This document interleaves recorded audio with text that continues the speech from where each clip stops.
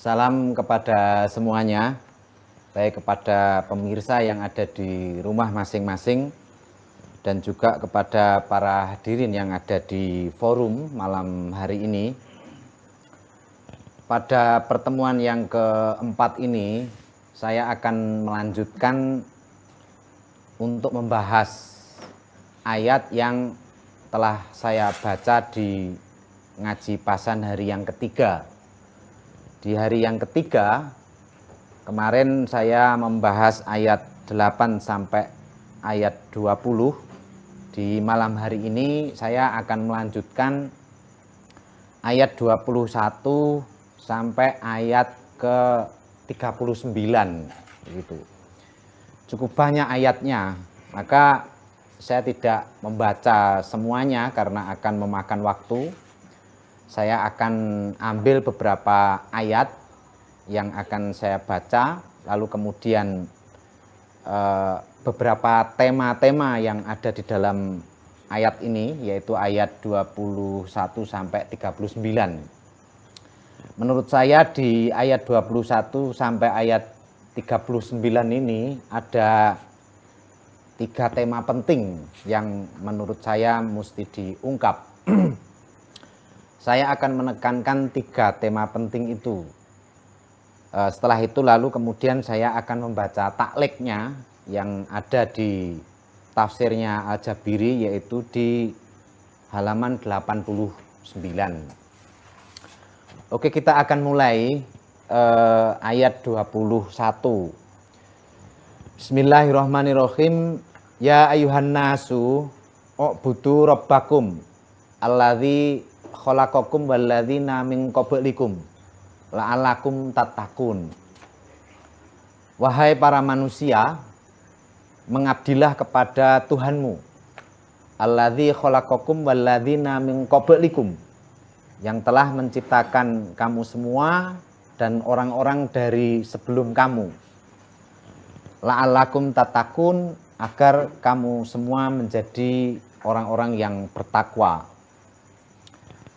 Tuhan itu punya sifat, yaitu alladzi ja'ala lakumul ardo firasya, yang ia menjadikan bagimu atau untukmu bumi itu sebagai alas, wassamaa binaa, dan menjadikan langit itu sebagai atap. Wa anzala minas samaa'i ma'an fa akhraja bihi minas thamarot. Lalu Tuhan itu juga menurunkan dari langit itu air, fa akhraja bihi minas samarot, lalu menumbuhkan sebab dari air itu as-samarot, buah-buahan atau tumbuh-tumbuhan. Rizqal lakum, sebagai rezeki bagi kamu semuanya. Itu di ayat 21. Kemudian saya langsung singkat saja di ayat selanjutnya. Saya kira para pemirsa bisa merujuk kepada arti dari apa yang dari ayat 21 itu di Al-Quran terjemahan masing-masing begitu ya, karena banyak sekali terjemahnya, jadi tidak perlu saya mengulangnya. Kemudian saya akan mengambil ayat-ayat yang penting yang akan saya ulas di dalam malam ini begitu. Lalu diteruskan begitu, fa ammal ladzina amanu faya'lamu annahul haqq begitu. Adapun orang-orang yang beriman, faya'lamu annahul haq, mereka tahu bahwa semuanya itu, yaitu bumi yang dijadikan sebagai alas, lalu langit yang dijadikan sebagai atap, lalu kemudian Tuhan mengucurkan air dari langit untuk menumbuhkan tanaman-tanaman di bumi. Faya'lamuna, mereka tahu orang-orang bermukmin bahwa itu al-haqqu, kebenaran, mir rabbihim, dari Tuhan mereka. Wa amal ladzina kafaru, adapun orang-orang kafir, fayaquluna madza aradallahu bihadza masala, mereka akan bertanya, apa yang Allah kehendaki dari perumpamaan ini.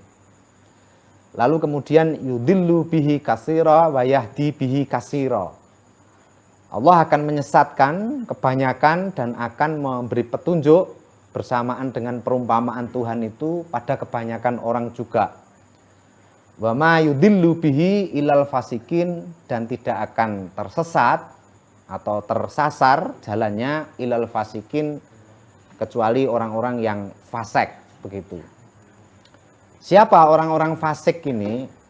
Alladzina yanquduna ahdallahu mim ba'di mitsaqihi, yaitu orang-orang yang membatalkan perjanjian Allah.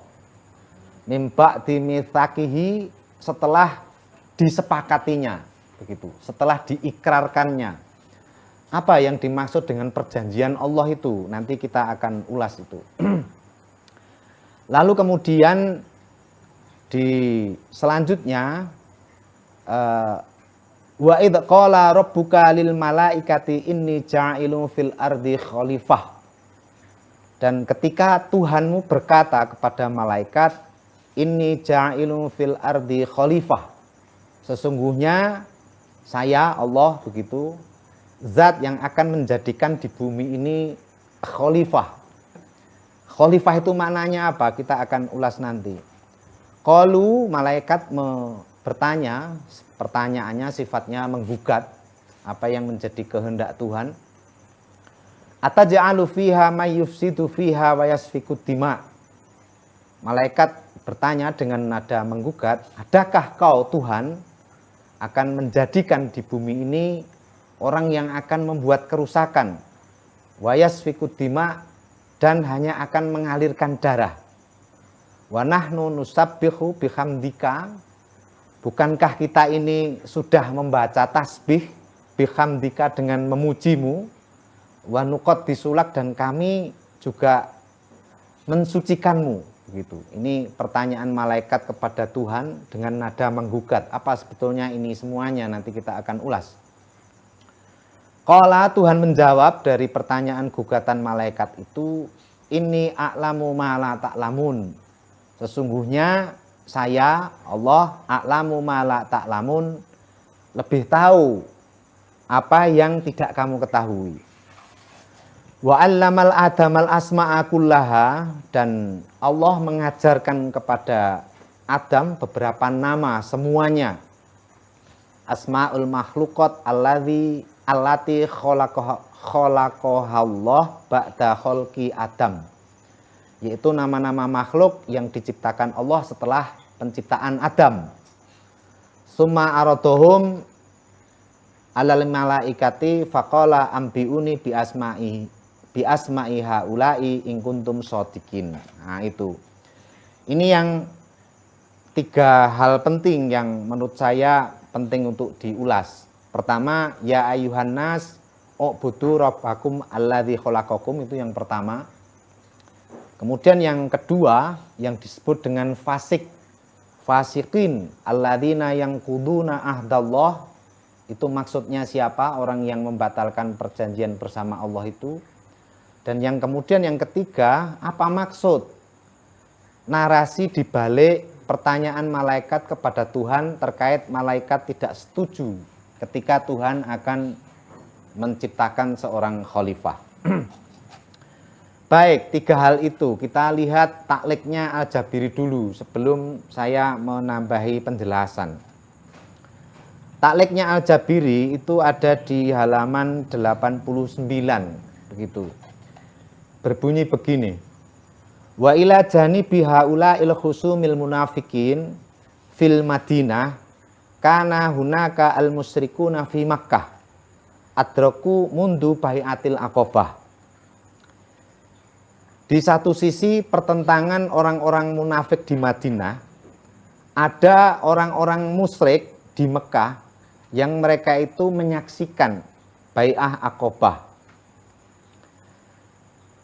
Mada khuturati intiqalir rasul bidakwati ilal Madinah begitu.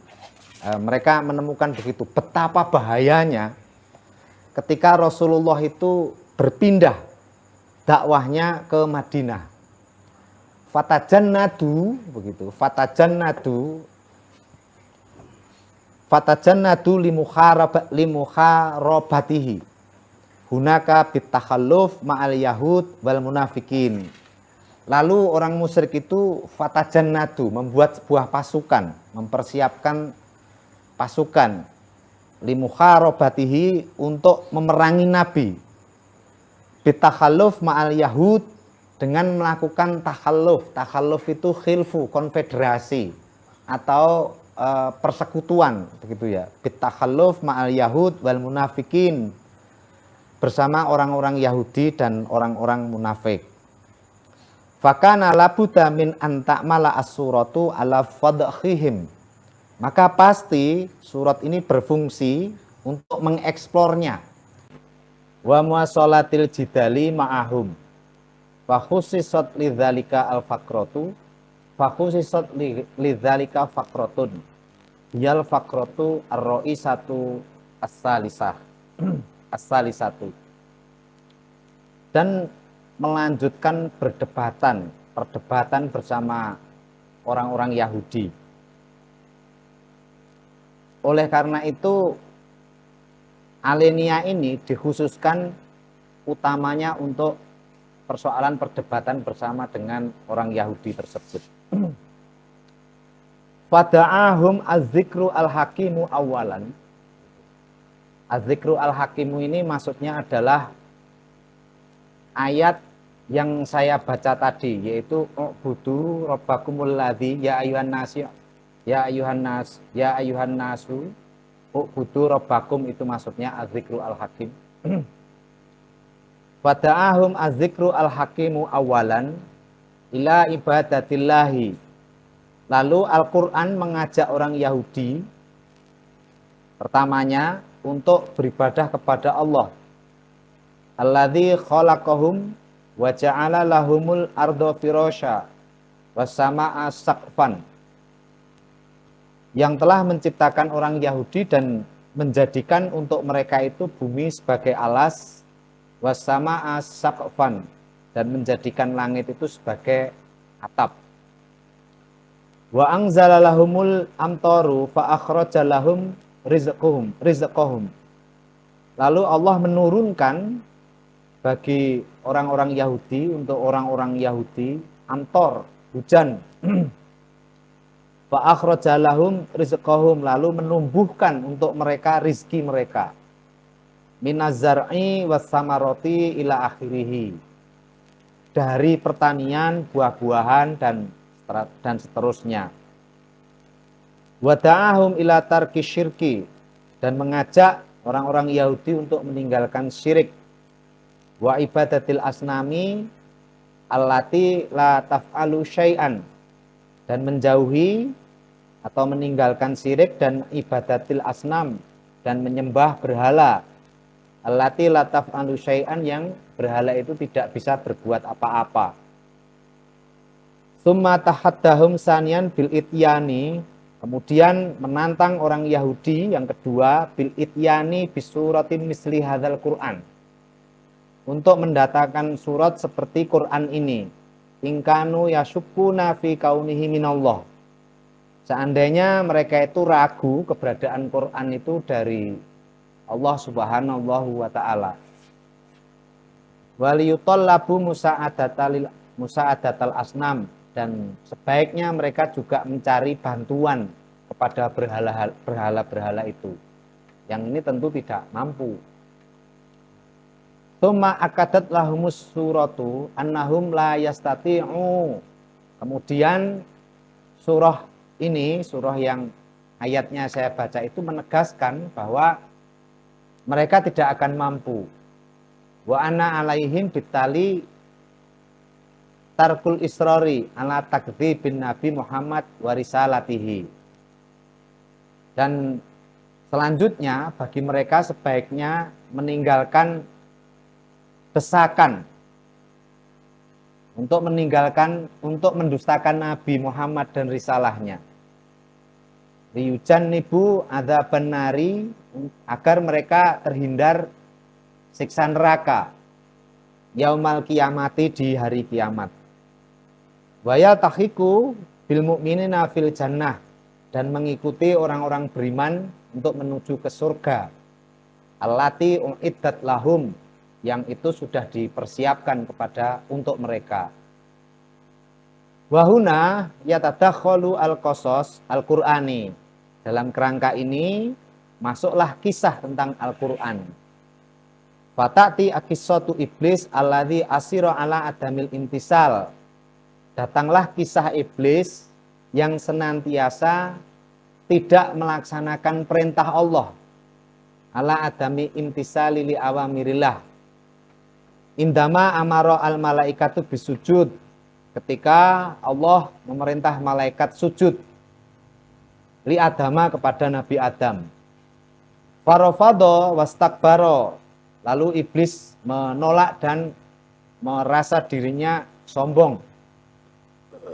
Bidakwa annahu afdalu minhu. Dengan anggapan bahwa iblis itu lebih baik daripada Adam. Fahuwa min nurin wa Adamu min turabin. Yakni iblis itu dari cahaya dan malaikat itu dari cahaya dan Adam itu dari tanah. Kama yarfadu al-musyrikun al-iman. Sebagaimana orang-orang musyrik itu menolak iman. Bin nubuwati Muhammad wa yastakbaruna. Dengan kenabian Muhammad dan juga merasa sombong. Itulah taklek dari Muhammad Abed Al-Jabiri. Sekarang saya akan menambahi beberapa penjelasan, kurang lebih mendetailkannya terkait ayat di dalam Al-Quran yang berbunyi ya ayuhan nasu ubudu rabbakumul ladzi khalaqakum sampai ke ayat 39.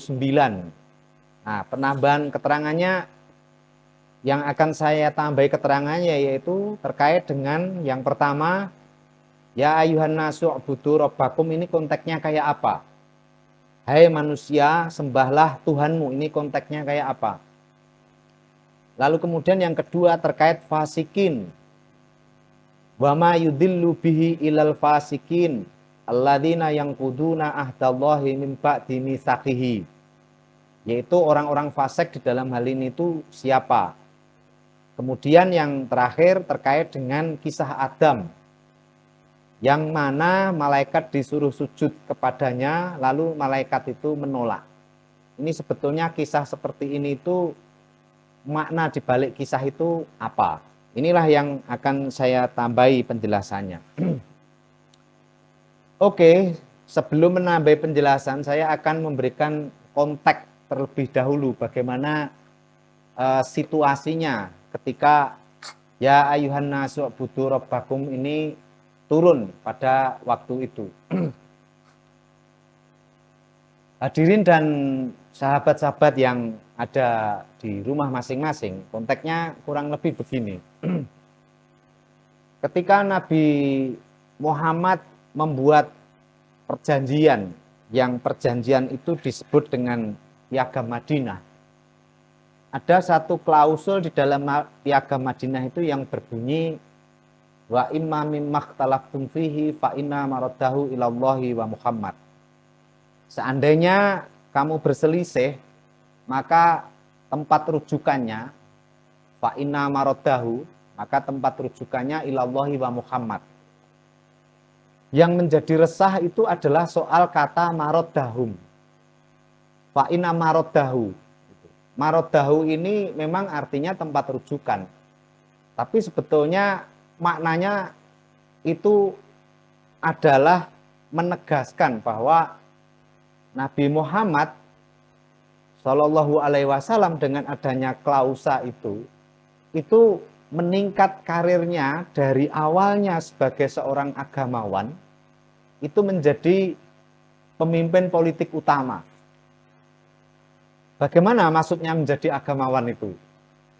Ketika Nabi Muhammad tiba di Madinah pada awal-awal hijrah, Nabi Muhammad tidak menunjukkan sikap-sikap politik terkait keberadaan orang-orang yang ada di Madinah. Nabi Muhammad ketika datang di sana melakukan mu'akhoh atau pemersaudaraan. Lalu kemudian Nabi Muhammad juga mengikuti ritual-ritual yang ada di Yahudi. Yang itu sudah saya jelaskan di pertemuan sebelumnya.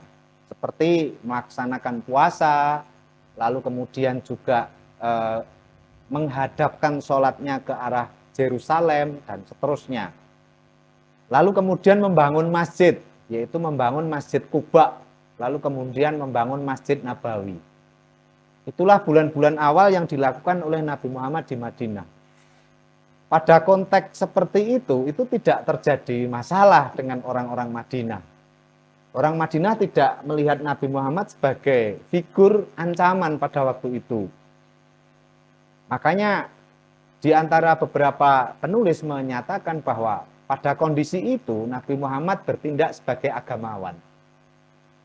Namun masalahnya berubah ketika muncul klausa wa imma mimma ikhtalaftum fihi fa inna maradahu ilallah wa Muhammad itu. Ini berarti Nabi Muhammad berubah statusnya.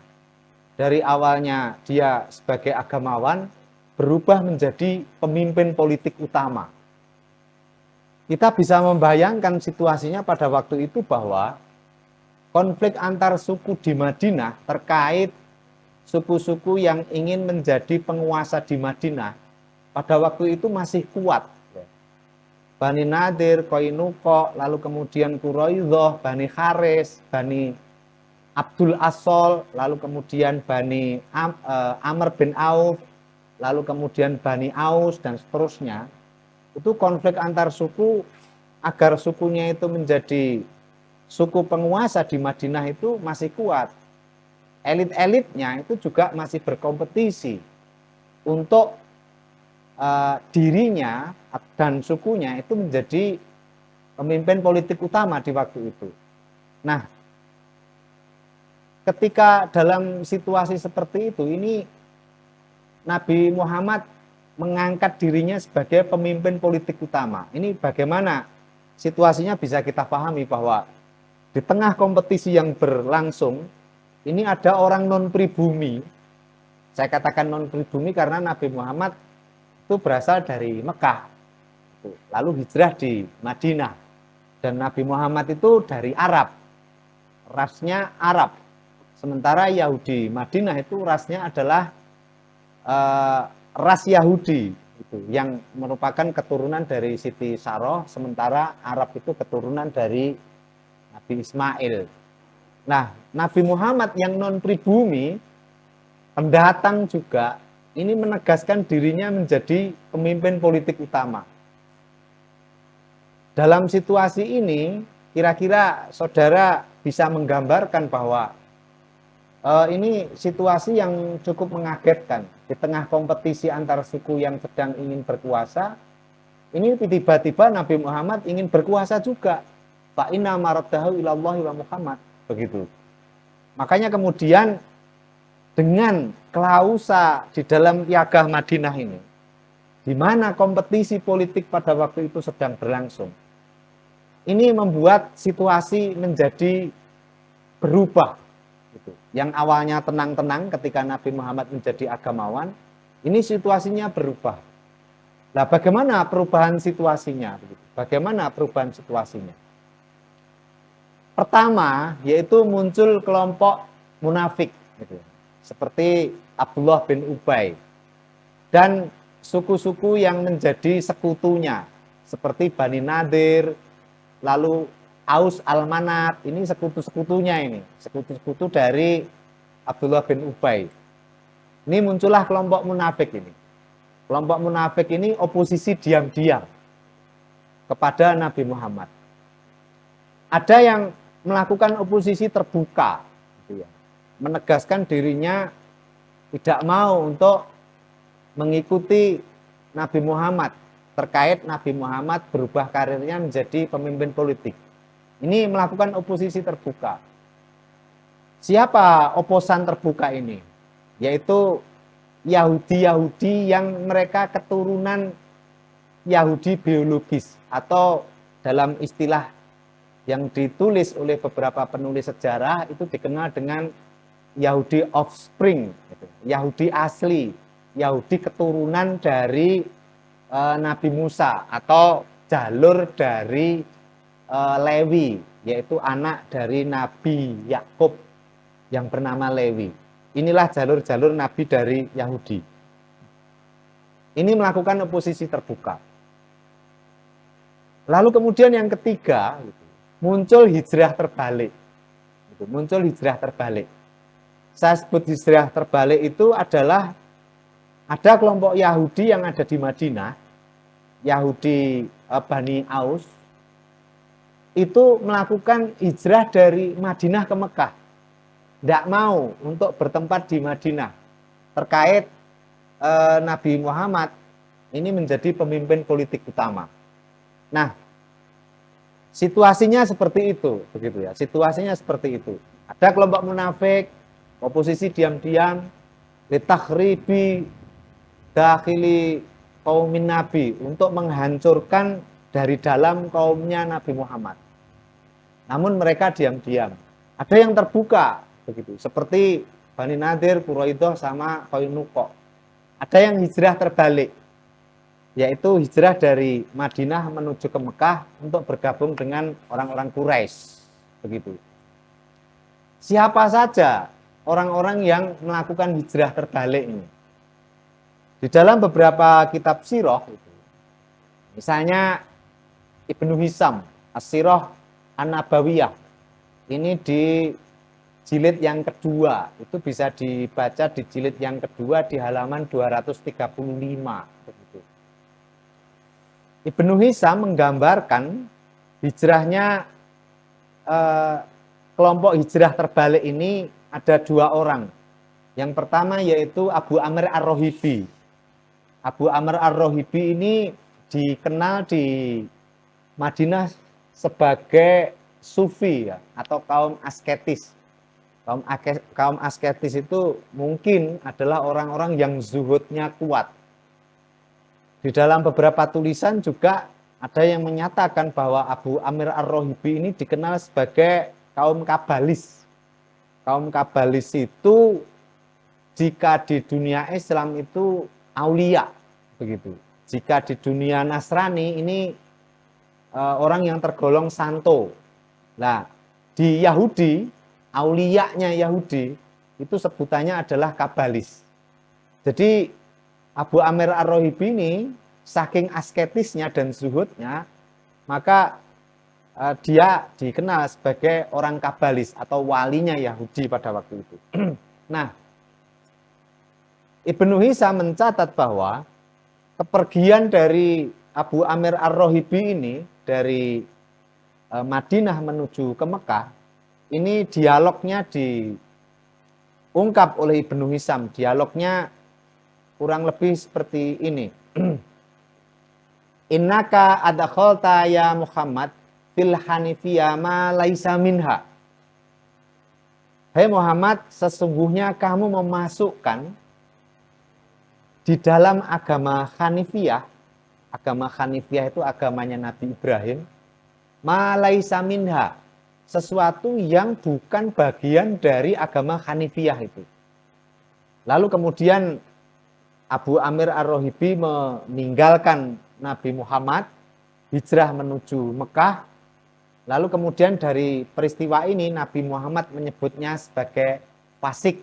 Nah, ilal fasikin ini salah satunya adalah Abu Amr Ar-Rohibi ini. Nah, pertanyaannya adalah gimana ini? Sebutannya ajalah wali begitu. Tapi kok justru bergabung dengan Mekah atau Quraisy begitu. Bukankah Quraisy selama ini dikenal sebagai kelompok pagan? Sementara Abu Amr Ar-Rohibi ini dikenal sebagai wali. Bagaimana wali kok bergabung dengan kelompok pagan?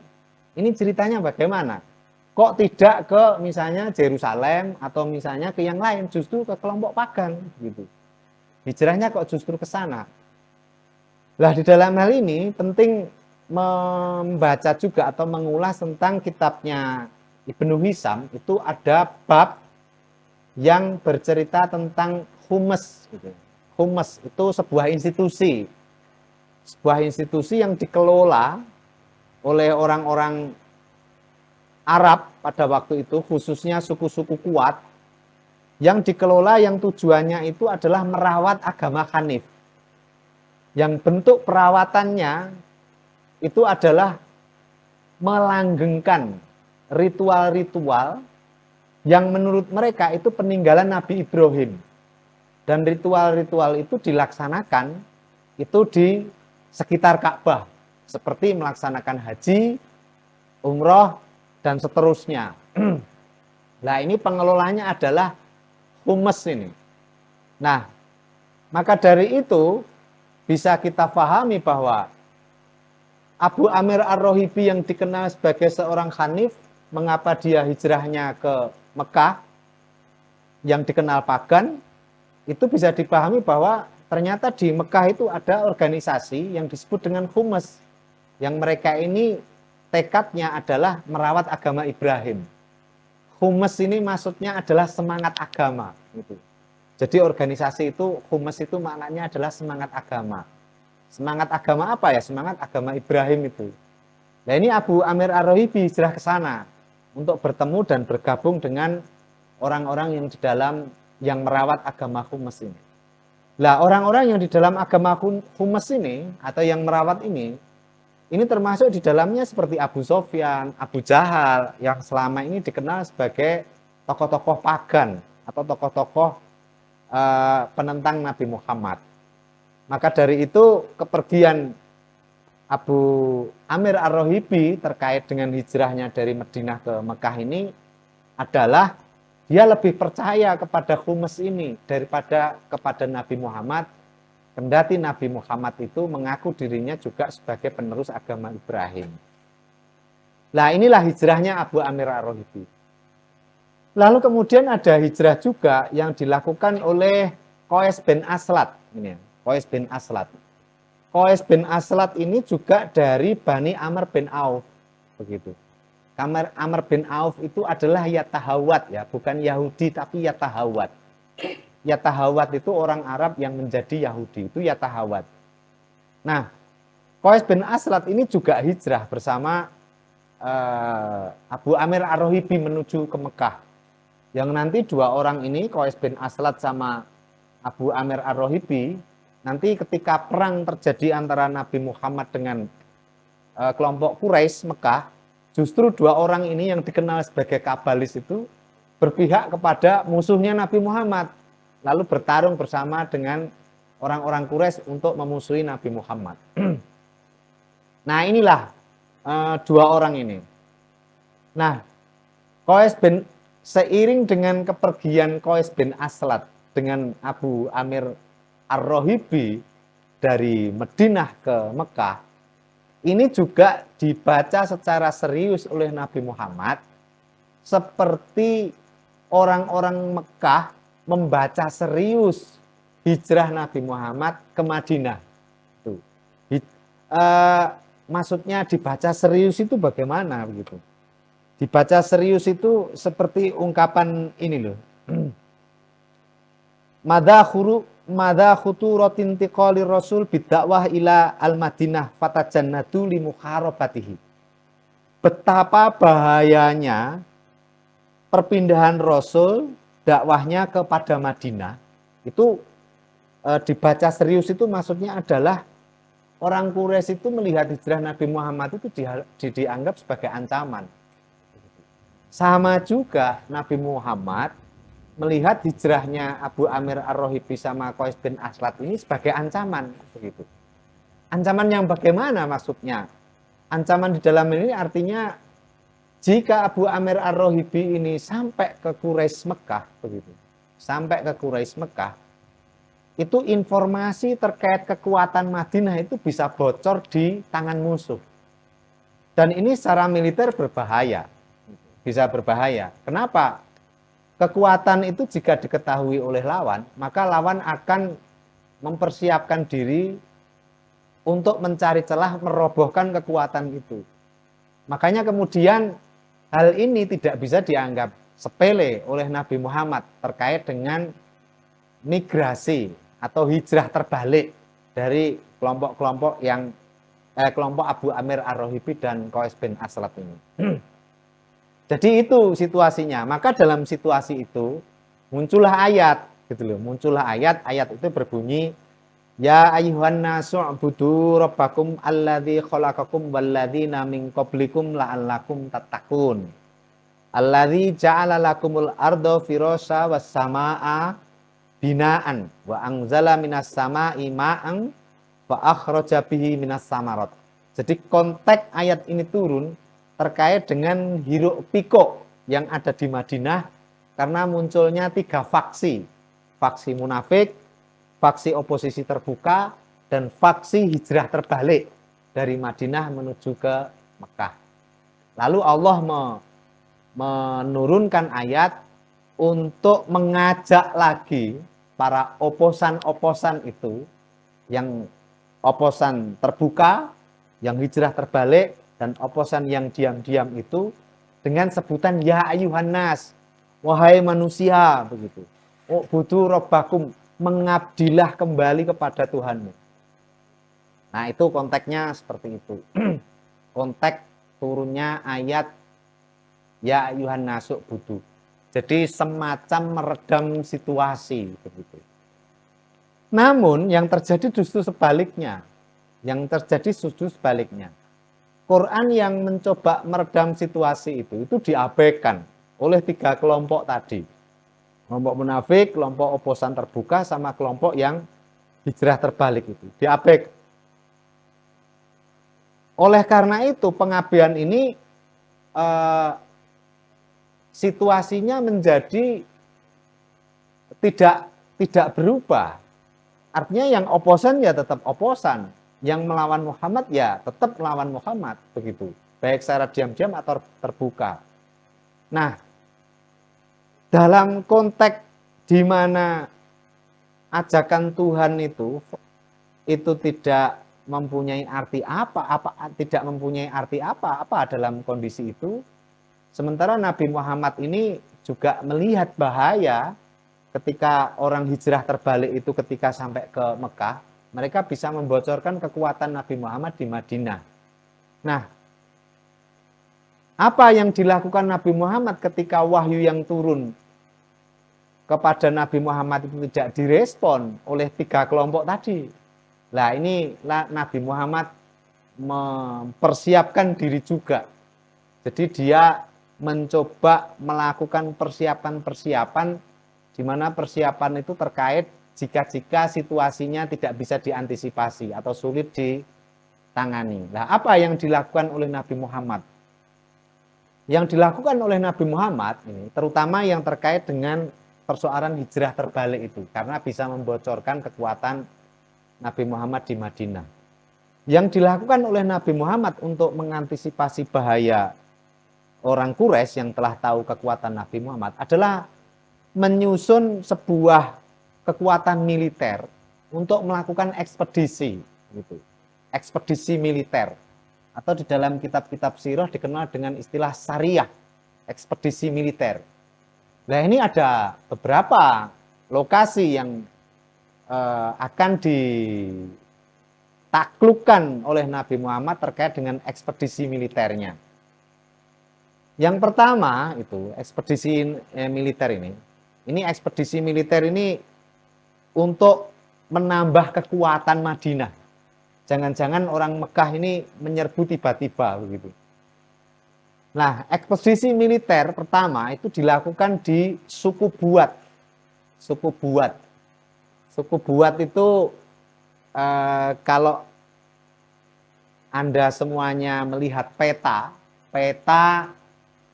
Semenanjung Arabia di abad ke-7 begitu. Ini saya gambarkan secara manual saja. Misalnya ini Madinah ini ada di atasnya Buat itu. Ini Nabi Muhammad menaklukkan suku Buat ini dulu, ditaklukkan ini.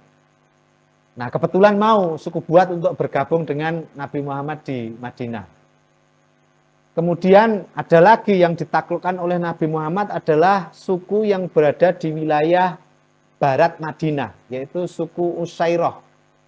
Ini penaklukan suku Usairah ini dipimpin oleh Ali bin Abi Thalib dengan membawa, kalau nggak salah ingat, itu sekitar 30 pasukan. Agar orang-orang Usairah ini bergabung dengan Nabi Muhammad di Madinah. Ada lagi ekspedisi yang dilakukan Nabi Muhammad itu ke Abwa dan Wadan, suku Abwa dan Wadan. Suku Abwa dan Wadan ini berada di selatan Madinah. itu dekat lokasinya dengan wilayah yang didiami oleh suku Khuza'ah. Kurang lebih jika saya harus memperkirakan kilometernya, kurang lebih ini tidak pasti ya. Dari Mekah itu sekitar 50 sampai 55 kilo. Utaranya Mekah. Itu ada wilayah yang disebut dengan Abwa sama Wadan. Ini Nabi Muhammad mengirim ekspedisi ke Abwa sama Wadan ini agar orang Abwa sama Wadan bergabung dengan Madinah hingga kekuatan Madinah menjadi lebih kuat, begitu. Lalu kemudian Nabi Muhammad juga mengirim lagi ekspedisi, yaitu ke Nakhlah. Ke Nakhlah itu hampir dekat dengan Mekah ya, hampir dekat dengan Mekah. Selatannya Abwa sama Wadan, dikirimlah ke sana. Yang dikirim ke sana itu adalah Abdullah bin Jahkes. Abdullah bin Jahkes. Abdullah bin Jahkes ini dikirim ke sana bersama dengan Abu Ubaidah bin Jarrah.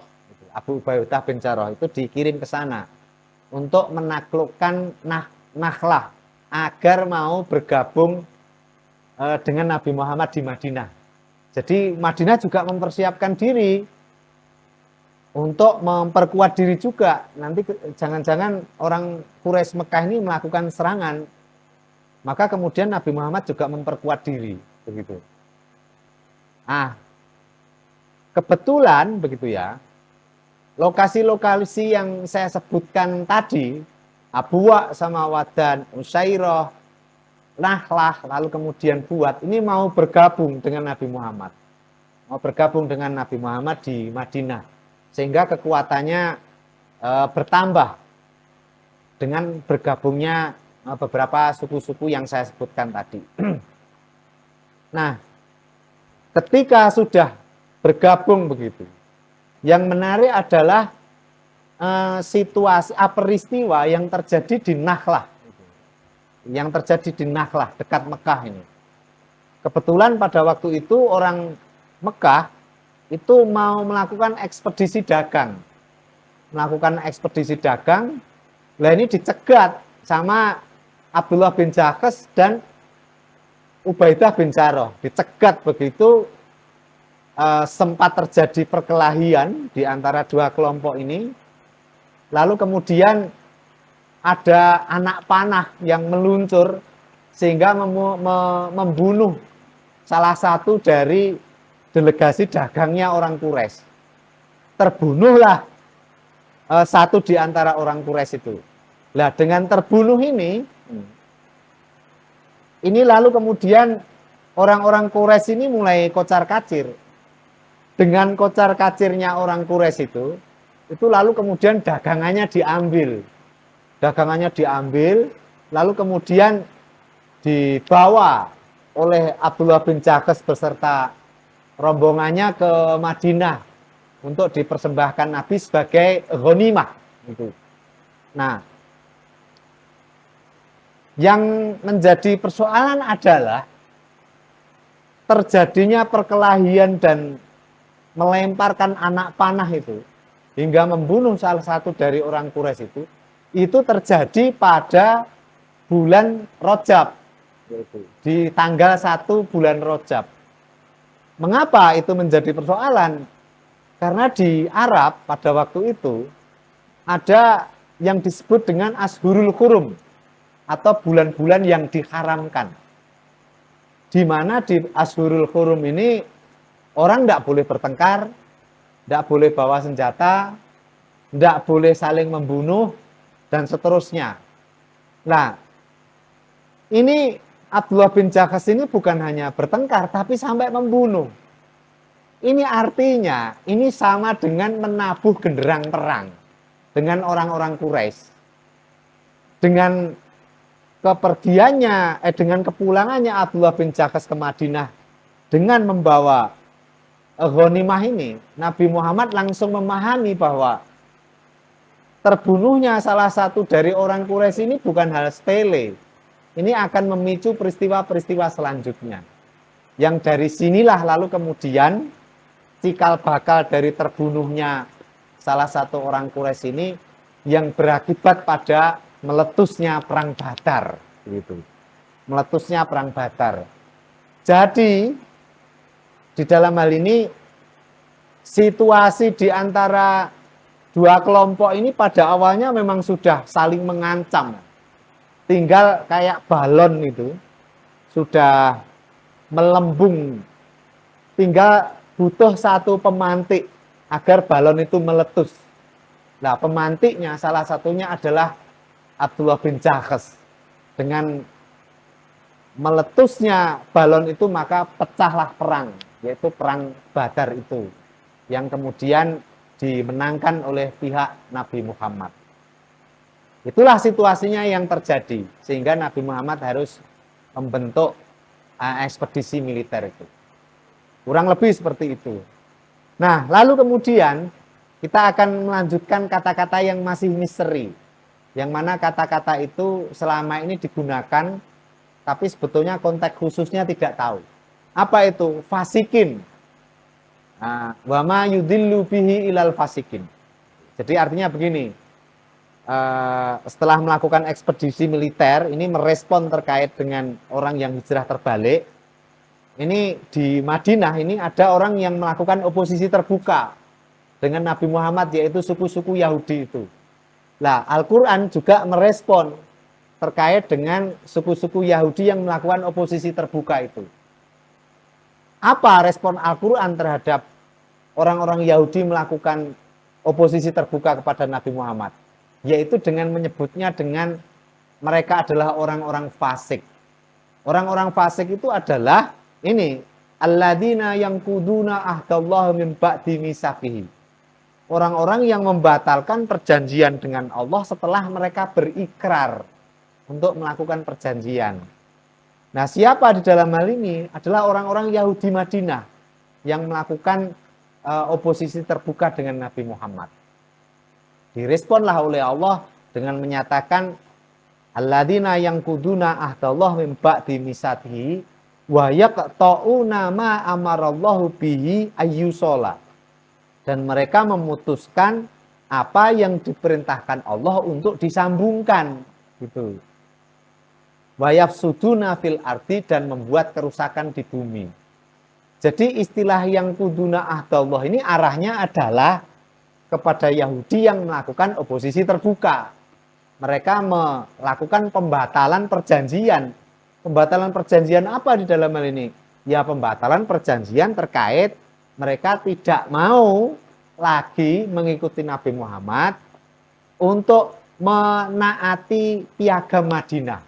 Justru mereka keluar dari piagam Madinah dan memusuhi Nabi Muhammad karena Nabi Muhammad menyebut dirinya maraddahu ilallahi wa Muhammad itu. Direspon oleh Allah dengan sebutan mereka ini termasuk orang-orang fasik. Itulah konteksnya.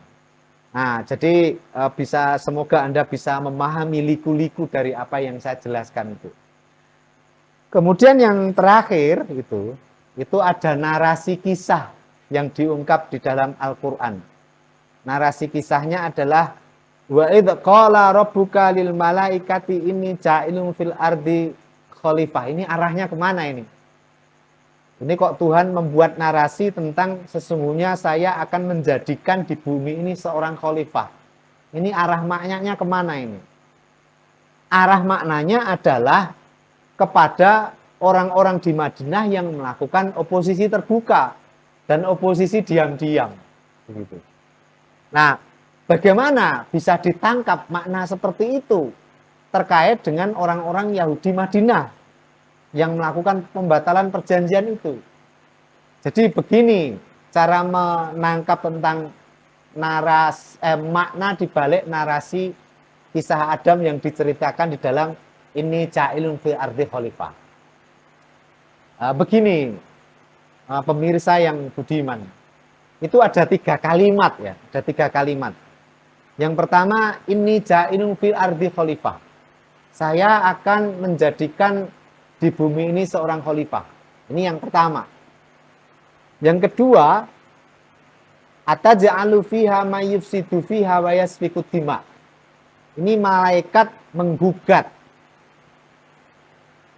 rencana Tuhan terkait dengan Tuhan mau menjadikan seorang khalifah di muka bumi. Gugatannya wa nahnu nusabbihu wa bihamdika wa nuqaddisu lak. Kata-katanya kurang lebih ditangkap dalam kesan kita, kenapa loh Allah sampai harus membuat seorang khalifah di muka bumi? Bukankah kita ini orang yang selalu mensucikanmu? Dan bukankah kita ini orang yang selalu memujimu? Kenapa harus buat khalifah begitu? Tidakkah cukup pujian kita ini kepadamu sehingga kamu harus membuat seorang khalifah? Yang seorang khalifah itu wayasfiku dima, hanya akan menumpahkan darah, lalu wa yufsidu fiha, dan akan membuat kerusakan di bumi. Sementara kita malaikat itu tidak melakukan itu. Bukankah makhlukmu ini seperti saya ini cukup? Begitulah kurang lebih gugatannya. Lalu dijawab sama Tuhan, ini a'lamu ma la ta'lamun. Sesungguhnya saya ini lebih tahu apa yang tidak kamu ketahui, begitu. Nah, ini ada 3 kalimat itu yang penting untuk dibaca. Ini ja'ilun fil ardi khalifah, di dalam konteks ini itu maksudnya adalah Nabi Muhammad di Madinah itu.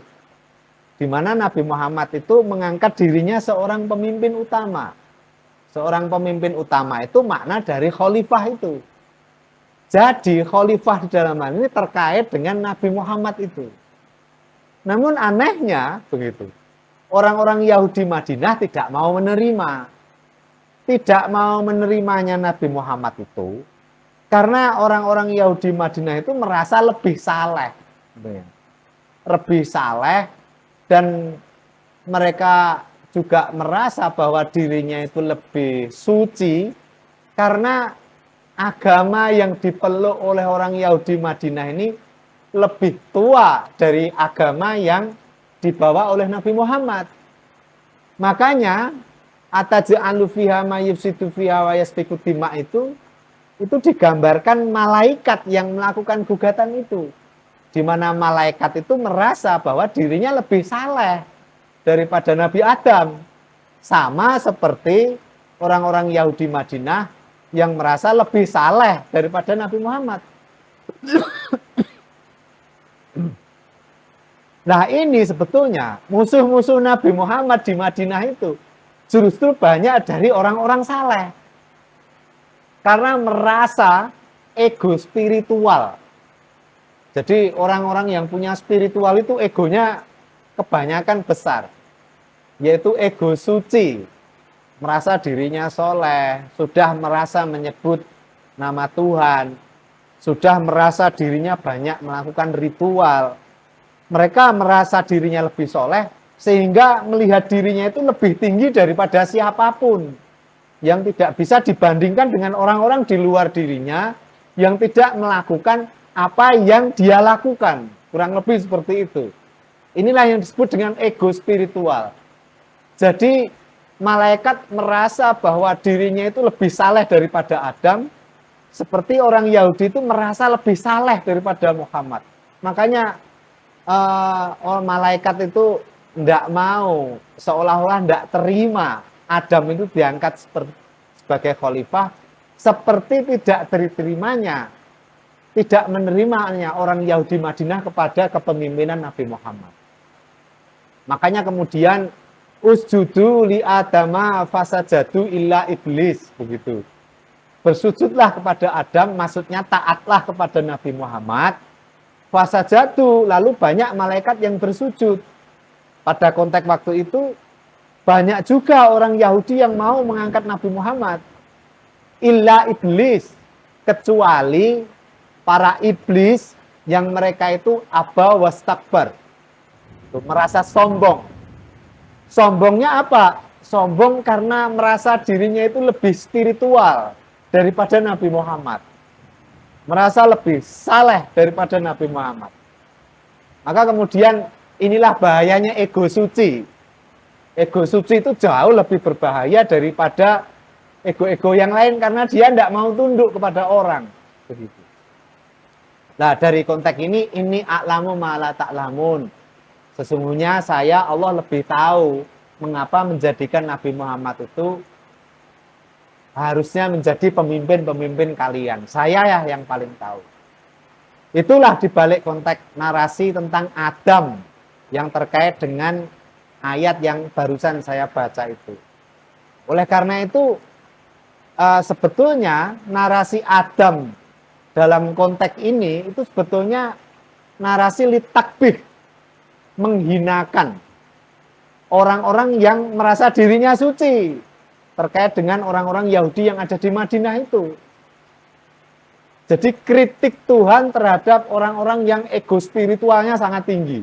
Mereka disebut iblis, begitu. Nah, iblis ini digambarkan orang yang mengabdi kepada Tuhan yang lama, lalu gara-gara tidak mau sujud sama Adam, iblis, disebut iblis, begitu. Jadi ego spiritualnya iblis ini luar biasa, seperti ego spiritual orang-orang Yahudi di Madinah. Nah, jika kita memahami situasi yang saya gambarkan tadi, itu bahwa orang yang melakukan oposisi terbuka kepada Nabi Muhammad itu ditakbih sama Tuhan dalam bentuk cerita iblis itu.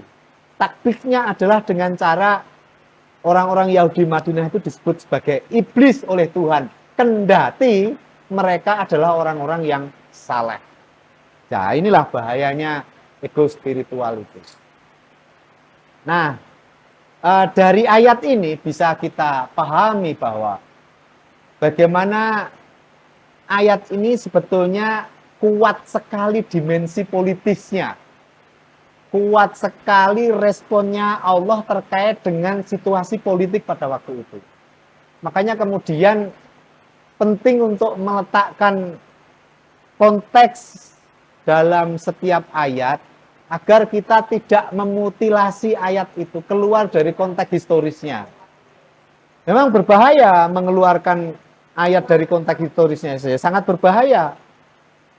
Seperti misalnya kita hari ini menyebut fasik kepada siapa saja, ternyata konteks fasik itu spesifik seperti yang barusan saya jelaskan. Juga dalam hal ini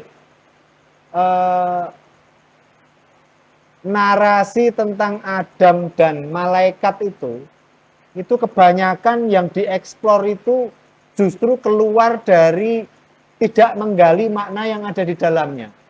Misalnya setelah iblis itu tidak mau sujud kepada Adam, lalu dicari iblis ini siapa? Huwa Banul Jan, dia adalah keturunan para jin. Lalu ditanyakan lagi, apakah iblis itu beranak begitu? Apakah iblis itu juga punya keturunan dan seterusnya? Yang dicari justru itu, padahal menurut saya kisah iblis, malaikat, dan Adam yang terkait dengan ayat ini itu sebetulnya hanya masal, perumpamaan. Atau yang dibalik perumpamaan itu adalah kritik, litakbih, untuk menjelekkan orang-orang Yahudi Madinah dengan ego spiritualnya. Saya kira itu yang bisa saya tambahkan terkait dengan ayat-ayat yang barusan saya baca. Konteksnya kurang lebih gambarannya seperti itu. Ingat bahwa saya tidak memastikan itu, tapi dengan konteks seperti itu bisa kita pahami. Di mana ayat-ayat ini sebetulnya merespon keadaan yang ada pada waktu itu agar posisi Nabi Muhammad sebagai pemimpin politik utama di Madinah itu lebih kuat dan menjadikan Madinah sebagai tempat hijrahnya itu bertransformasi, yang awalnya itu kota penuh konflik menjadi kota yang berperadaban. Saya kira itu semoga bermanfaat kepada para pendengar semuanya terhadap apa yang saya jelaskan. Ada kekurangannya saya minta maaf. Salam kepada semuanya.